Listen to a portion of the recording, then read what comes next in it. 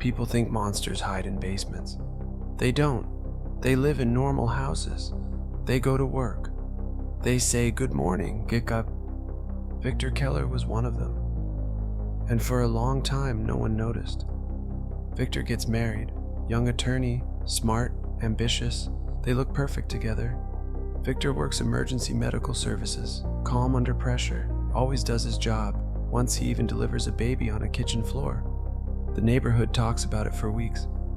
They call him a hero. That same year, the first report appears. Not a headline, not a scandal, just a child, 8 years old, approached near a bus stop.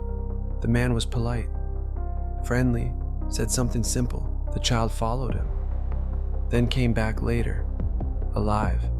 That detail matters, because it tells us this wasn't panic, it wasn't chaos, it was testing. Then it happens again. Another child, same age, same kind of approach. Then a boy, slightly older. Some children tell their parents, most don't. Those who do, they aren't believed. It's the early 80s. No system for this. No protocols, no urgency. And when the man doesn't look dangerous, the reports stall, then disappear. Meanwhile, Victor keeps working, still respected, still trusted, still calm. But here's what people miss. He hates the job. Too many eyes, too much exposure, so he starts adjusting things, redirecting calls, sending patients elsewhere, avoiding deaths on his record. If someone collapses outside his zone, it's not his problem. That's not carelessness, that's calculation. Then he transfers. New district, poorer area, more elderly patients. This is where the pattern shifts.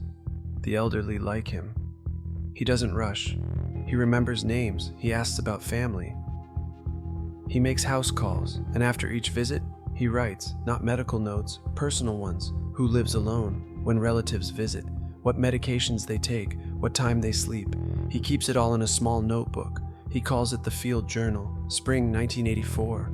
The next step, an elderly woman. He offers help sleeping, a double dose. She doesn't remember the night. Days later, another woman. Same approach. Same confusion, no reports. Because who would believe them? Because who wants to accuse the medic who brings groceries? Victor learns something important here. Trust doesn't just hide you, it shields you. At home, he plays the role perfectly. Kids, bedtime stories, school events. But his thoughts are changing. Control isn't enough anymore. He wants certainty, silence. A moment where no one can resist. Then the first death that doesn't fit. A child found in a place no one wants to describe. Police open the case. Briefly, they blame a drifter, a vagrant. Bad luck, the file closes. Victor stays invisible. Then another child. This time there's a mistake. A boot print, clear, deep.